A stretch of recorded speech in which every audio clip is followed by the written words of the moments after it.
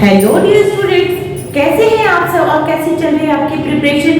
क्योंकि अब आपके एग्जामिनेशन की डेट शीट आ गई है, तो जल्दी जल्दी से रिवीजन स्टार्ट कर लो। अब आपके पास बैक काउंटिंग एग्जामिनेशन की स्टार्ट हो गई है। अब आपके पास 2 मंथ से भी कम समय बचा है बोर्ड्स के लिए। यूपी बोर्ड और सीबीएसई दोनों की ही डेट शीट आ गई है, तो जल्दी जल्दी आप अपनी रिवीजन स्टार्ट कर दो। आज मैं बिजनेस फाइनेंस टॉपिक से चैप्टर में बिजनेस फाइनेंस में एक बड़ा ही इंपॉर्टेंट टॉपिक लेके आई हूँ, जिसमें से एवरी ईयर बोर्ड एग्जामिनेशन में क्वेश्चंस आते हैं। लाभांश को प्रभावित करने वाले घटक, फैक्टर अफेक्टिंग डिविडेंड डिसीजंस।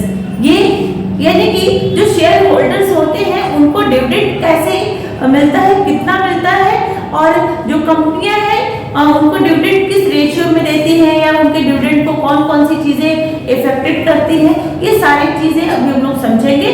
सबसे पहले समझते हैं कि डिविडेंड होता क्या है, उसके बाद डिविडेंड के इफेक्टिंग समझेंगे।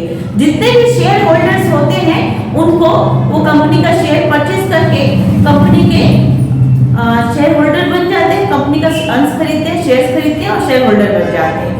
कंपनी की तरफ से उनको डिविडेंड दिया जाता है। डिविडेंड यानी कि उनकी कंपनी को जब भी प्रॉफिट होगा तो कंपनी अपने प्रॉफिट का एक हिस्सा अपने शेयर होल्डर में डिस्ट्रीब्यूट करती है, और उसी जो उनको शेयर का हिस्सा जो डिस्ट्रीब्यूट करती है, डिविडेंड जो डिस्ट्रीब्यूट करती है, उसको कौन कौन सी चीजें हैं जो उसको प्रभावित करती हैं, यानी कि factor affecting dividend decision. Company किन किन बातों से प्रभावित होती है, किन किन बातों की वजह से डिविडेंड कब वो फ्लक्चुएट होता है उनका डिविडेंड, या कहीं कि उनका लाभांश कम या अधिक कैसे दिया जाता है, उसको देने की कौन कौन सी चीजें हैं, कौन कौन से फैक्टर हैं जो उसको इफेक्टेड करती है।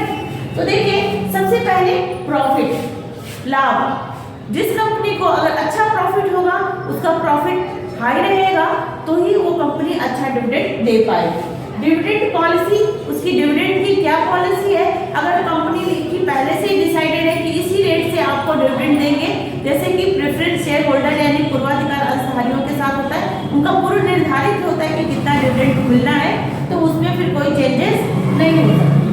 कैश फ्लो, रोकड़ प्रवाह। जिस कंपनी का कैश फ्लो जितना स्ट्रांग होगा, वो कंपनी टाइम पे डिविडेंड पे कर पाएगी। यानी कि जिस कंपनी का रोकड़ प्रवाह अच्छा होगा, उनका इनफ्लो आउटफ्लो अच्छा होगा, वो कंपनी अपने अंशधारियों को अच्छे से उनका डिविडेंड यानी टाइम से उनका डिविडेंड दे पाएगी। लाभ की प्रवृत्ति, क्रेडिट ऑफ प्रॉफिट। अगर कंपनी की ज्यादा प्रॉफिट करने की उसकी पॉलिसी है, प्रवृत्ति है, वो ज्यादा लाभ कमाएगी तो ज्यादा प्रॉफिट देगी, और ज्यादा लाभ में से अगर अपने लिए रिजर्व फंड ज्यादा बनाना चाहती है, तो वैसे कंडीशंस में उसको फिर डिविडेंड में डिविडेंड कंपनी का कम हो जाएगा, यानी कि कहें कि उसके शेयर होल्डर्स को कम शेयर देगी। टैक्स रेट, कई बार क्या होता है कि डिविडेंड के ऊपर भी गवर्नमेंट को टैक्स पे करना होता है। अगर डिविडेंड के ऊपर टैक्स पे होगा, तो फिर कंपनियां डिविडेंड कम डिविडेंड डिस्ट्रीब्यूट करेंगी, क्योंकि हाई डिविडेंड अगर अधिक लाभांश वो अपने अंशधारियों में बांटेंगी तो उनको ज्यादा टैक्स देना पड़ेगा। इसलिए कंपनी अपने अंशधारियों में कम लाभांश का वितरण करेंगी, यानी कि डिविडेंड कम डिस्ट्रीब्यूट करेंगी। नेक्स्ट है डेवलपमेंट अपॉर्चुनिटी, विकास के अवसर। जिस कंपनी को डेवलपमेंट के जितना ज्यादा अवसर मिलेंगे, जितनी ज्यादा अपॉर्चुनिटी मिलेगी, वो कंपनी उतना ज्यादा उसको प्रॉफिट होगा तो अच्छा डिविडेंड डिस्ट्रीब्यूट करेगी। अंशधारियों की प्रवृत्ति, ये भी देखना होता है कि कंपनी में किस टाइप के शेयर होल्डर्स हैं। हम लोग जानते हैं कि इक्विटी और प्रेफरेंस, समतांश और पूर्वाधिकार अंशधारी होते हैं। जो समता अंशधारी होते हैं वो मतलब वो पूंजी की वृद्धि करने वाले होते हैं, वो सोचते हैं कि उनके अंशधारी होते हैं, वो चाहते हैं कि उनको रेगुलर उनकी इनकम होती रहे डिविडेंड के रूप में। तो ये उस पर भी डिपेंड करता है कि आपके शेयर होल्डर किस टाइप के हैं। अगर प्रेफरेंस शेयर होल्डर्स हैं तो उनका प्री डिसाइडेड है कि उनको इस रेट से उनको पहले से तय है कि उनको किस दर से उनको लाभांश मिलना है, तो देना ही पड़ेगा। फिर कॉन्ट्रेक्चुअल रेस्ट्रिक्शंस, अनुबंधित प्रतिबंध। कुछ यदि कंपनी के एग्रीमेंट होते टाइम शेयर होल्डर्स के साथ प्रोस्पेक्टस में कंपनी ने कुछ कुछ रेस्ट्रिक्शंस लगाए गए हैं कि कंपनी इससे ज़्यादा डिविडेंड डिस्ट्रीब्यूट नहीं कर सकती, तो उसको फॉलो करना पड़ता है। वो भी कंपनी के डिविडेंड डिसीजन को प्रभावित करते हैं। ये भी जो अनुबंधित प्रतिबंध है, कॉन्ट्रेक्चुअल रिस्ट्रिक्शंस है, ये भी डिविडेंड डिसीजन पे इफेक्ट डालते हैं। नेक्स्ट है लीगल प्रोविजन, वैधानिक प्रावधान।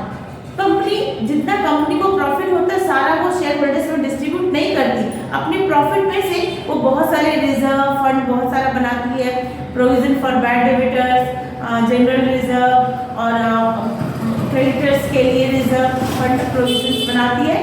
तो इसके लिए तो लीगल जो प्रोविजंस हैं कंपनी एक्ट की 2013 की सेक्शन 205 में धारा 205 में ये लीगल प्रोविजन के बारे में रिस्ट्रिक्शंस हैं बताए गए हैं कि कंपनी को करेंट ईयर और लास्ट ईयर में जो डेप्रिसिएशन होता है, डेप्रिसिएशन के लिए प्रावधान यानी कि ह्रास, संपत्ति के मूल्यों में जो ह्रास होता है उसके लिए प्रावधान बनाने के बाद ही लाभांश का वितरण करना है। विदाउट प्रोविजन बनाए, प्रोविजन फॉर डेप्रिसिएशन, वो डिविडेंड का डिस्ट्रीब्यूशन नहीं कर सकती।